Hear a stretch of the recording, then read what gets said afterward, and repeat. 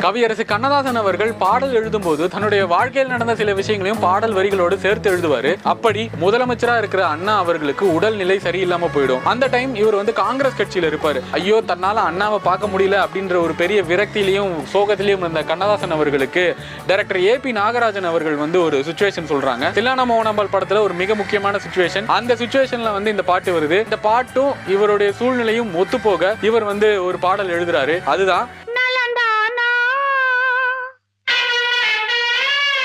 முதலமைச்சரா இருந்ததுனால நிறைய பேருடைய கண் பட்டதுனால தான் இப்படி ஆயிருக்கு அப்படின்னு சொன்னதுனால அதையும் பாடல் வரிகள்ல இப்படி எழுதியிருக்காரு.